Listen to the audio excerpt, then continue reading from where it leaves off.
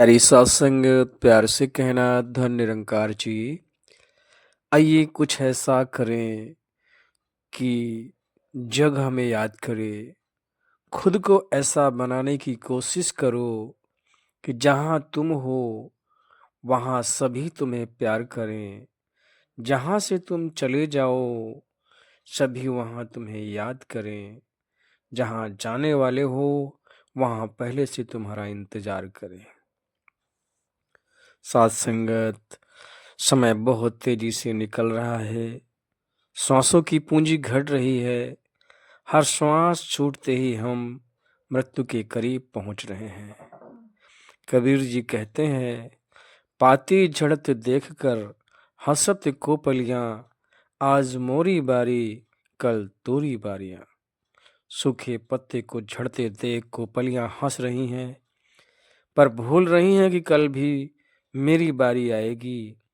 इसलिए साथ संगत आइए आज से अभी निरंकार से जुड़ जाएं। दुख तो शरीर का धर्म है, आएगा जाएगा। दुख तो सुख आपके हाथ में है। साथ संगत एक छोटी सी बात, बस अपने आप को पूर्ण समर्पित कर दो इस निरंकार में। इसी समर्पण है, मिलना सबको इस निरंकार में है। जैसे बारिश की बूंद सीधा समुद्र में गिरे और एकमिक हो जाए, या फिर गंगोत्री से चलकर पूरी यात्रा करके समुद्र में पहुंचे। मिलना तो दोनों को है, समुद्र में ही मिलना है और वहां पर मिलकर एकमिक होना है। दोनों ही रास्ते हैं।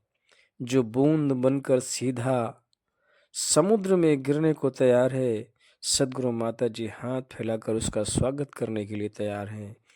जो पूरा रास्ता कठिनाइयों से सहते लेकर आना चाहते हैं, उसे भी समुद्र लेने को तैयार है। साथ संगत, जब किसी मानव को सदगुरु की रहमत से ज्ञान की दात मिल जाती है, तब वो मानव मानव नहीं महापुरुष महात्मा बन जाता है। क्योंकि वो जान चुका है होता है कि मैं कौन हूँ, मैं इस संसार में क्यों आया हूँ, मुझे इस संसार में कैसे जीना है। ब्रह्मज्ञानी संसार में इस तरह जीता है जैसे जल में कमल, जल में रहते हुए भी कमल जल के संपर्क से ऊपर रहता है। उसके लिए संसार अब बोझ नहीं, एक नाटक होता है। वो जान जाता है कि मैं इस संसार में सिर्फ नाटक कर रहा हूँ। ब्रह्मज्ञानी संसार में रहता है, हंसता है, खाना खाता है, पानी पीता है, सारे काम करता है, लेकिन अंदर एक साक्षी बना रहता है जो ना हंसता है, ना खाता है, ना पीता है, ना रोता है, ना हंसता है, ना डोलता है और ना ही टूटता है। ब्रह्मज्ञानी हर सुबह उठता है, नाश्ता करता है, खाना खाता है, बच्चों की तरह अपनी पूरी जिम्मेदारियां भी निभाता है। साथ संगत, लेकिन उसके हर कर्म में कोई चिपका हुआ नहीं होता। वह हर कर्म कार्य करता है, लेकिन वो करता भाव से नहीं करता।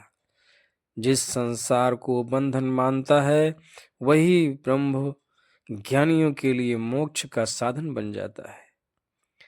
बच्चे उसकी तपस्या बन जाती है, पत्नी उसका ध्यान बन जाता है। जहाँ पत्नी उसका ध्यान बन जाता है, वहीं व्यापार उसका योग बन जाता है और हर श्वास उसकी प्रार्थना। ब्रह्म ज्ञानी को कुछ पाना शेष नहीं रहता। वह जान चुका होता है कि सब कुछ उसी में है। साथ संगत, वह ना किसी से टूटता है, ना किसी से डरता है, ना किसी से जलता है, ना ही उसके पास कोई अभिमान होता है। उसके पास कुछ भी खोने के लिए नहीं होता। उसके पास जो भी है वो वही उससे खुश रहता है और उसी से सुगंध आती है, वही सुगंध चारों तरफ फैलती है। इस धरती पर बड़े बड़े महान संत हुए जैसे गुरु नानक जी, वे भी एक व्यापारी थे।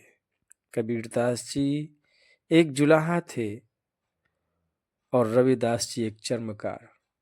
वो सारा कार्य करते हुए भी लेकिन उस पर लिप्त नहीं हुए।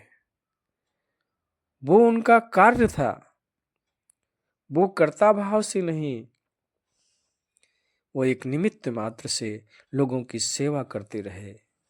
कभी उनके अंदर अहंकार नहीं आया। इस संसार में रहते हुए भी प्रभु उसके करीब रहे, उनके करीब रहे, प्रभु से वो बातें करते रहे। आइए साथ संगत, हमें सहज सुख की दात बख्शी है इस सच्चे बादशाह ने। इसको